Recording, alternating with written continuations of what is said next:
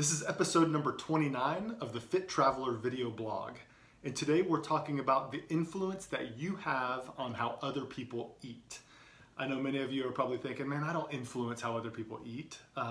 You do, whether you want to or you don't want to, whether you're proud of how you eat or you're not proud of how you eat, you have an influence. So I want to talk about who you influence, how you influence them, and are you happy with that, or do you need to find some adjustments? So the first one, that's kind of an easy one, is for any parents out there, you really decide what goes into your kids' bodies for like the first 16 years of their life, for the majority of the time. There's times that you're not in control, like when they're at school and they have access to whatever, when they're at a friend's house or a family member's house, you don't have control there. But for those first 16 years, they don't have transportation, they don't have money to go get food on their own. They are really stuck with whatever you will allow them to have. It's a big responsibility. We don't all do as good of a job as we should, and that's okay. We're not talking about that today. I'm talking about different areas where we influence people, but obviously that's a big one. I want to point out 3 other areas that maybe we're not aware of, we don't think about, that I want to get, I just want to bring our own awareness to see if we think we're doing a good job or a bad job or how we need to change. So the first area in which we really have an influence on people is with our coworkers.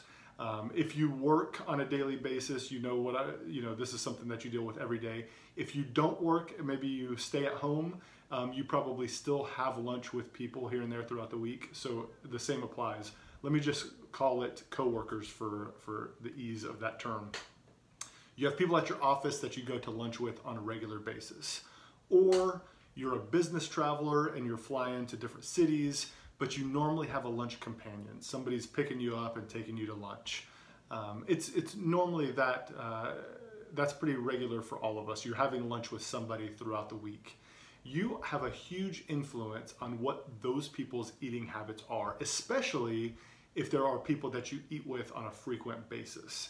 What I mean by that is you get to set rules about where you eat and where you will eat and where you won't eat. And that will really determine where those other people eat as well. And I get it, not everybody loves to make the decisions on where to eat. Some people are more comfortable leading the group, some people are more comfortable not leading the group. It doesn't really matter. We all need to kind of set rules around where we will eat or where we won't eat.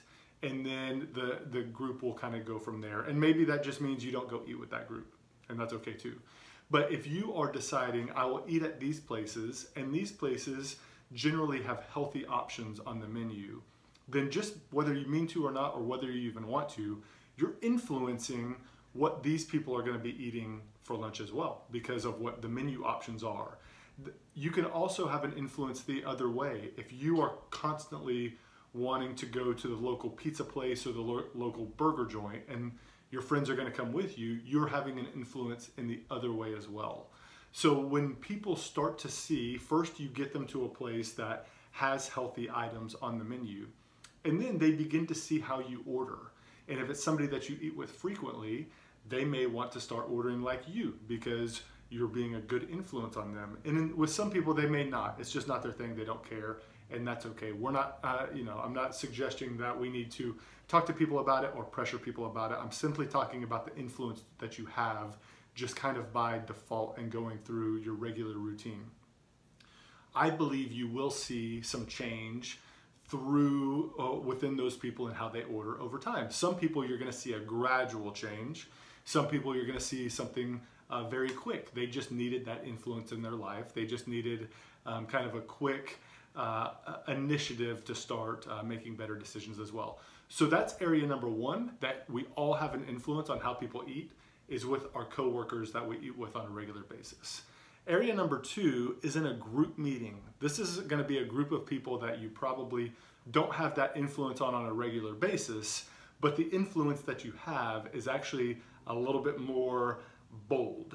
So think of if you are doing a presentation to a group of clients that you're having catered in, or you're scheduling a company meeting with lunch and you are deciding what's being catered in.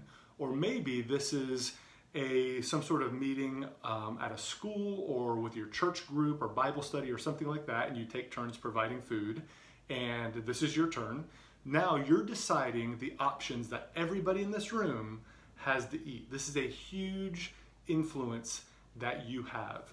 You have the choice to kind of go with the standard, and a standard might be, you know, a boxed lunch with a sandwich and a bag of chips and a cookie, and then a cooler full of soft drinks. That could be the standard option. You know it's going to go, people are going to be just fine with it. You're going to be accepted. Everyone's going to be fine. That's good. Maybe it's ordering pizza is the norm, or bringing hamburgers, or whatever it may be. There's a norm that people have. It's easy to fall into that. It's a safe bet. You can go that way.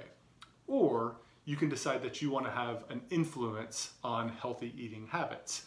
This is how I normally do it, and I love doing this. And what's going to happen is you're not going to be well received by everybody. There's going to be people in the room that wish that they had that standard bag of chips and cookies and a Coke. But you're going to have a high appreciation for the people that like to have healthy eating options. And you're also going to set yourself apart because you're going to show the value that you place on healthy eating, and it goes a long way. So if I'm having a lunch catered, it's generally going to have, you know, grilled chicken, some salad, and a couple of things. And then there will be a few treats in there for people who, you know, are really want that to be a part of their day, whether it's some individually wrapped cookies or something like that. Normally it's bottled water rather than soft drinks. But you do have an opportunity to have a very big impact and a very positive influence on how people eat through these company meetings. Just a quick story. Several years ago, I attended a Bible study every Friday morning, and it was a men's Bible study, and a different guy was responsible for breakfast every Friday. And normally it was the typical guy's breakfast, you know, pancakes or sausage, or biscuits and gravy, or, you know, bacon. Bacon was always there, something like that. Well, it was my turn. They assigned it to me one day, and I did hard-boiled eggs and yogurt parfaits, and they did not like it at all. In fact, I never got invited to bring breakfast again, which was kind of a score to begin with because I never had to worry about it. But there was that time, that one Friday, that several guys ate a healthy breakfast because they all ate it.